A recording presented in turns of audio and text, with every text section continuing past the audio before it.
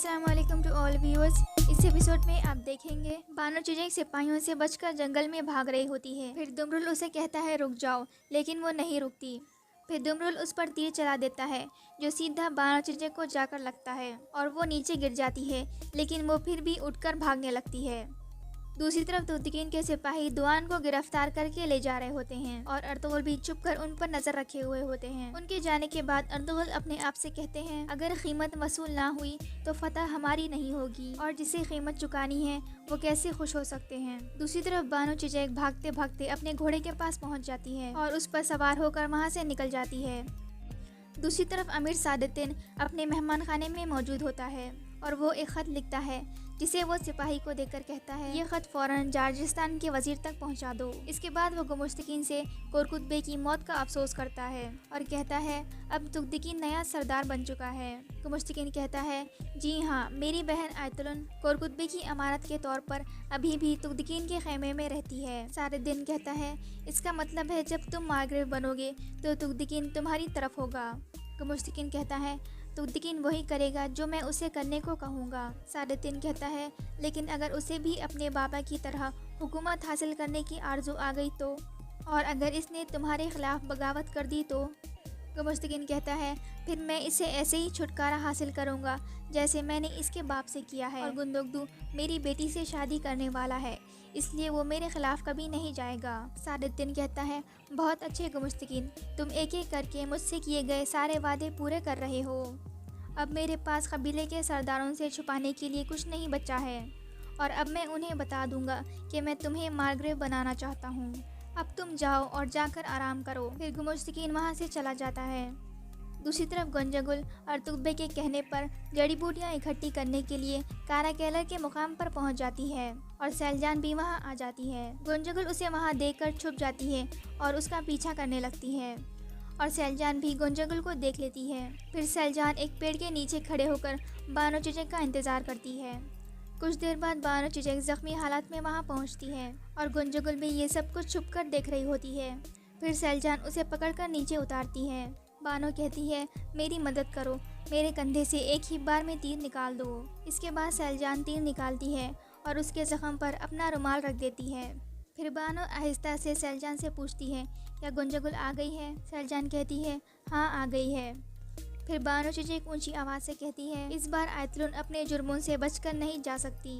मुझे दोरो हातुन की मौत का सबूत मिल गया है। इस दफ़ा कबीले में मैं नहीं बल्कि वो लटकाई जाएगी। गोंजागुल ये सुनते ही चौंक जाती है। फिर बानो चुजैक कहती है कल मैं फिर से यहाँ पर आऊँगी और मुझे जो सबूत मिला है वो तुम्हारे पास लाऊंगी और मैं वो सबूत अदालत में सबके सामने लाकर आयतुलन को सज़ा दिलवाऊंगी। इसके बाद वो दोनों खड़ी होती हैं और सैलजान बानो चुजैक को घोड़े पर सवार होने में मदद करती है और बानो चुजैक वहाँ से चली जाती है और सैलजान भी वापस कबीले की तरफ चल पड़ती है। और फिर गोंजागुल भी आयतुलन को सब बताने के लिए कबीले की तरफ भागती है और सुंगुर्तकीन भी उनकी निगरानी के लिए वहाँ पर मौजूद होता है। सैलजान सुंगुर्तकीन के पास आती है। सुंगुर्तकीन कहता है अब ये दोनों इंसाफ के पिंजरे में फंस चुकी हैं। फिर सैलजान बानो चुजैक को लगा तीर वहाँ फेंक कर फिर वो दोनों वहाँ से चले जाते हैं। दूसरी तरफ मेहमान खाने में शेख किरमानी सादुद्दीन के पास आता है। सादुद्दीन कहता है मुझे आपसे मिलने की तवक्को नहीं थी। शेख किरमानी कहता है मैं आपको बताना चाहता हूँ कि आप हमेशा हमारी दुआओं में रहते हैं। सादुद्दीन कहता है ये मेरे लिए बहुत खुशी की बात है। फिर शेख किरमानी सादुद्दीन के पास जाकर बैठते हैं और कहते हैं जब भी हम अपने दोस्तों के लिए दुआ करते हैं तो हम अपने दुश्मनों के लिए भी दुआ करते हैं। सादुद्दीन कहता है मैंने कभी नहीं सुना कि दुश्मनों के लिए भी दुआ की जाती है। शेख किरमानी कहते हैं हम दुआ करते हैं कि या अल्लाह उन्हें हिदायत दे जो फसाद फैलाते हैं और बगावत करते हैं और चोरों की तरह रहते हैं। कुछ देर बाद शेख किरमानी खड़े होते हैं और कहते हैं मैं यहाँ काई कबीले की तरफ आया था ताकि अर्तुगरुल बे से मुलाकात कर सकूं और मुझे आपसे मिलने का भी मौका मिल गया और हम अर्तुगरुल बे के लिए दुआ करते हैं जिन्होंने हमें जालिमों से बचाया था जो हमें ज़ुबाह करने वाले थे। सादुद्दीन कहता है अच्छा तो वो अर्तुगरुल है जिसने तुम्हें उस हमले से बचाया था। शेख किरमानी कहते हैं अल्लाह का शुक्र है जो बुरी सूरत हाल को अच्छी में तब्दील करता है। इसके बाद शेख किरमानी वहाँ से चले जाते हैं। दूसरी तरफ गुंजगुल भागते हुए कबीले में पहुंचती है और सीधा आयतुलन के पास जाती है और कहती है सैलजान और बानो चेचक ने मुलाकात की है। आयतुलन कहती है तुम क्या कह रही हो। फिर वो आयतुलन को पूरे वाक़े के बारे में बताती है। फिर वो कहती है कल वो दोनों दोबारा उसी जगह पर फिर मिलने वाले हैं और बानो चेचक वो सबूत कल सैलजान के हवाले करने वाली है। फिर अदालत में सब कुछ सामने आ जाएगा, फिर हम क्या करेंगे। आयतुलन कहती है मैं सिपाहियों को भिजवाकर उन दोनों को मरवा दूंगी। गुंजगुल कहती है अगर वो सबूत सिपाहियों के हाथ लग गया तो। आयतुलन कहती है अब मैं खुद जाऊंगी। तुमने कहा है कि बानो चेचक जख्मी है, इसलिए उन दोनों से निपटना मेरे लिए आसान होगा। गुंजगुल कहती है अगर दुआन भी वहाँ पहुँच गया तो हम क्या करेंगे। इस पर आयतुलन परेशान होकर सोच में पड़ जाती है। इसके बाद कबीले का ढोल बजने लगता है और एक सिपाही आयतुलन को आकर बताता है गुंदोगदुबे ने दुआन को पकड़ लिया है और उसे कबीले में लेकर आए हैं। ये सुनते ही वो दोनों खुश हो जाती हैं। आयतुलन गुंजगुल से कहती है तो आखिरकार ये दोनों औरतें मेरी ही तलवार से कत्ल होंगी। इसके बाद गुंदोगदू दुआन को गिरफ्तार करके उनके खेमे के बाहर आ जाता है। फिर दुगदुकीन बाहर आता है और गुंदोगदू से पूछता है बानो चेचक कहाँ हैं।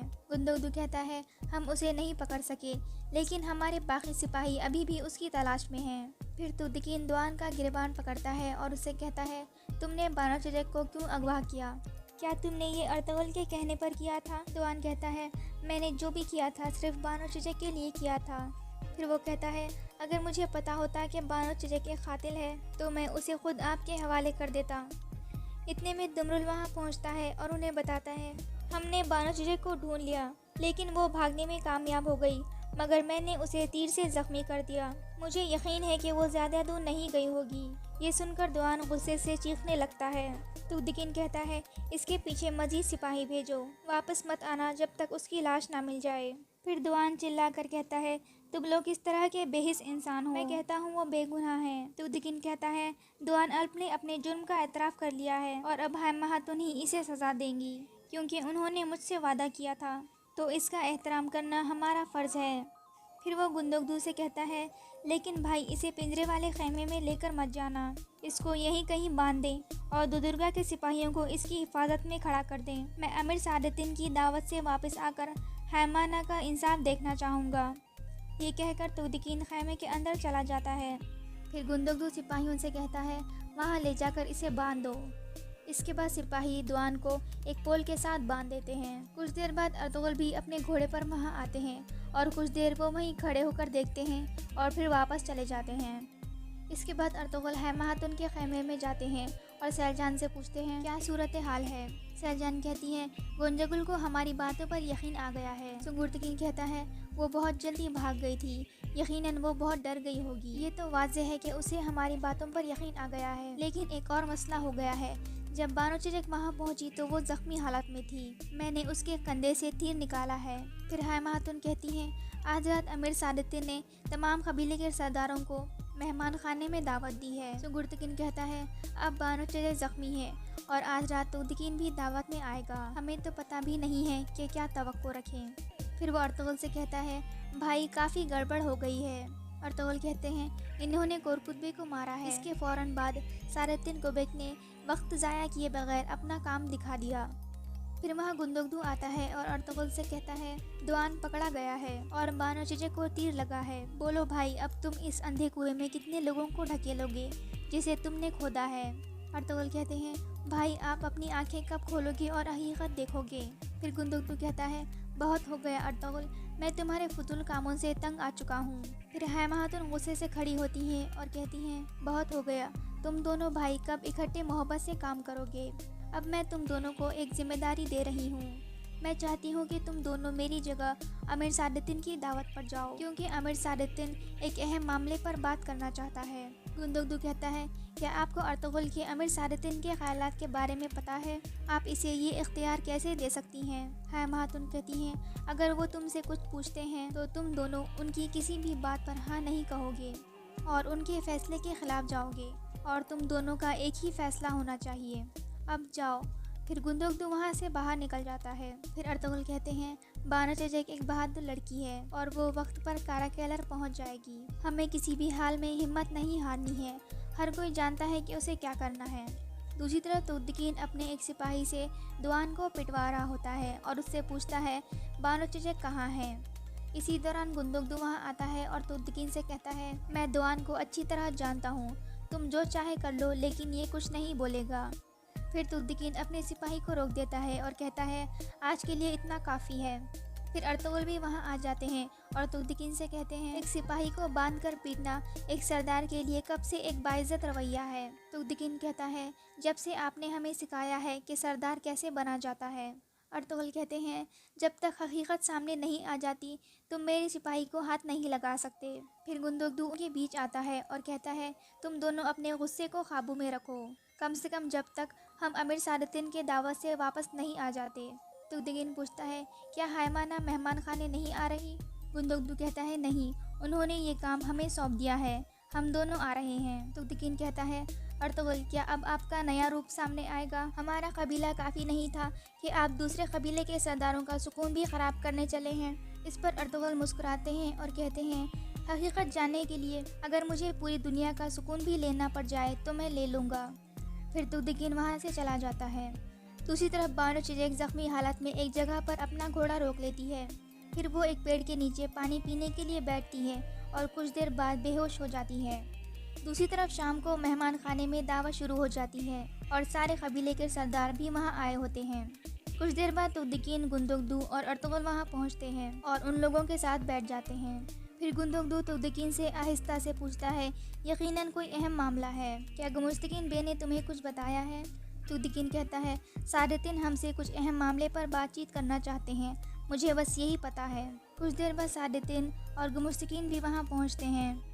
फिर सादतिन कहता है ये मेरे लिए एक शर्फ की बात है और आप सबको यहाँ इकट्ठा देखकर मुझे बहुत खुशी हुई है। तुर्दकीन और गुंदुकदू ने नोयान पर हमला करके उसे बुरी तरह शिकस्त दी है, लेकिन कई कामयाब जंगों में हमारा सर ऊंचा करने वाले अर्तुगरुल बे, मैं उनका नाम लिए बगैर कैसे रह सकता हूँ, और मैं आप लोगों को बताना चाहता हूँ कि मैं इनकी कितनी कदर करता हूँ। इसके बाद वो सबको बैठने का कहते हैं और खाना शुरू करने का कहते हैं। इसके बाद सब लोग बैठकर खाना खाने लगते हैं, लेकिन अर्तुगरुल लगातार सादतिन को घूर कर देख रहे होते हैं। ये देखकर गुमुस्तकीन सादतिन से कहता है ये अच्छी बात नहीं कि हायमा खातून ने अर्तुगरुल को भेज दिया है। सादतिन कहता है क्या गुंदुकदू तुम्हारा दामाद नहीं बनने वाला, इसलिए तुम इस बात की फिक्र ना करो।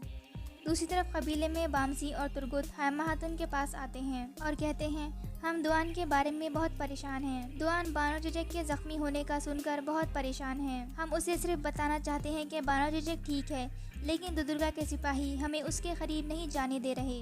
इस मामले में आप ही हमारी मदद कर सकती हैं। दूसरी तरफ मेहमान खाने में सब लोग खाना खा चुके होते हैं तो सादतिन सबसे कहता है हमारी रियासत को बेहतर बनाने के लिए और ज़्यादा यकीनी बनाने के लिए, ताकि तुर्क खुशहाल हो और ज़्यादा मजबूत हो, मैं एक नई हुकूमत बनाना चाहता हूँ और ये एक मुश्किल ज़िम्मेदारी है और ये ज़िम्मेदारी मैं गुमुस्तकीन को सौंपता हूँ और इस मार्ग्रेव के ओहदे के लिए मैंने गुमुस्तकीन को चुना है, जिसको आप सभी जानते हैं। ये सुनकर अर्तुगरुल मुस्कुराते हैं और ये एपिसोड यहीं ख़त्म हो जाता है। मज़ीद एपिसोड्स देखने के लिए इस वीडियो को लाइक कर दें और चैनल को ज़रूर सब्सक्राइब करें। And thanks for watching.